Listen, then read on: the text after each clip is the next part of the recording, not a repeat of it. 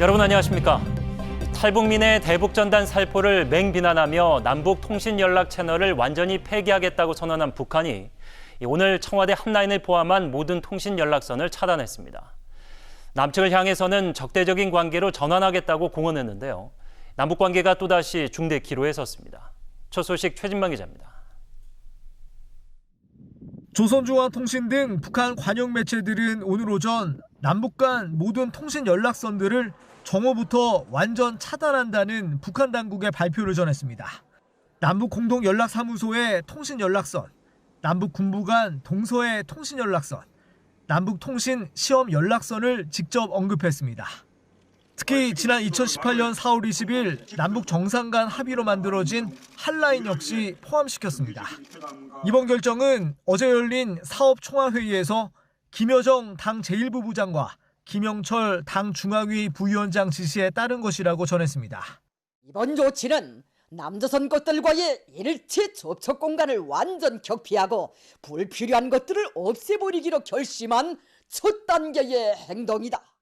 사태의 발단이 탈북민의 대북전단 살포에 있음을 강조하며 강한 불쾌감을 나타냈습니다.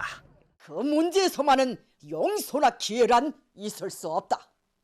반드시 그 대가를 치르게 해줘야 한다. 남측 정부를 향해서는 더 이상 마주 앉을 일도 논의할 문제도 없다는 결론에 도달했다면서 배신자들, 쓰레기들이라는 말을 써가며 원색적으로 비난했습니다.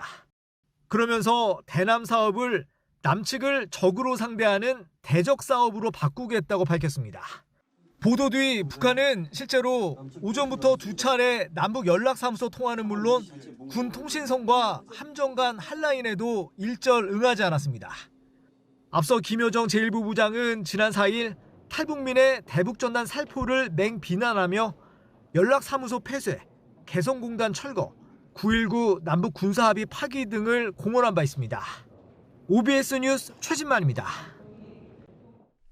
그렇다면 북한은 왜 이 시점에서 예전부터 있었던 대북 전단 살포에 이처럼 민감하게 반응하는 걸까요?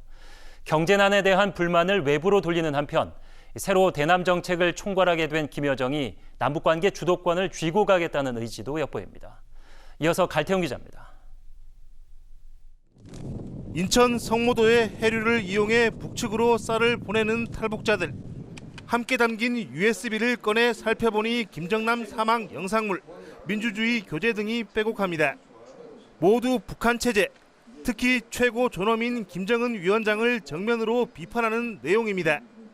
더구나 지난달 말 이런 선전물이 김 위원장 특각 건설장으로 날아간 것으로 알려졌습니다. 군부대가 지금 온천도 만들고 김정은이 특각 같은 거 만든데요. 군인들이 가득 들어와 있는 그쪽이 아마 떨어졌나 봐요. 때문에 북한은 판문점 선언 당시에도 전단 살포를 중지해야 할 적대 행위에 넣었습니다. 대남 정책을 책임지게 된 김여정, 당 제1부부장이 전면에 본격 나서겠다는 의지도 담겼습니다. 우리 정부도 충분히 공감한다는 입장입니다. 대북 전단 살포라든지 또 페트병 살포와 같은 행위는 판문점 선언에 위배되는 것으로 중단되어야 합니다. 하지만 기본 소통 수단은 유지돼야 한다며 전격적인 통신 차단에는 당혹스러운 표정입니다. 외신은 코로나19에 따른 경제적 불만을 외부로 돌리려는 시도로 분석하고 있습니다. 남북 관계를 냉각시켜 주도권을 쥐고 가겠다는 전략도 엿보입니다. 때문에 저강도 도발로 반응을 본 뒤 새 전략무기 공개로 긴장의 수위를 끌어올릴 가능성이 제기됩니다. 38로스는 평양 미림 비행장 위성 사진을 근거로 10월 당 창건일을 시점으로 꼽았습니다. OBS 뉴스 갈태용입니다. 대북전단 살포로 촉발된 남북 연락 두절, 가장 불안해하는 곳은 접경 지역 주민들입니다. 그중에서도 탈북민 단체들이 대북전단을 살포하는 접경 지역 주민들은 하루하루 위기감에 살 수밖에 없는데요. 유은총 기자가 그 현장을 다녀왔습니다. 한강과 임진강이 만나는 경기도 김포시 월곤면 조광마을입니다. 스스로 실향민이라고 밝히는 주민 50여 명이 전부입니다. 이 조용했던 마을이 관심을 받는 건 탈북단체가 대북전단을 살포하는 장소 중 한 곳이기 때문입니다. 탈북단체는 북한과 가까운 이 마을에서 주로 대북전단지를 날렸습니다. 강하나만 건너면 북한 개풍군입니다. 과거 어촌마을은 북한과 경계 때문에 농사를 짓는 마을로 바뀌었습니다.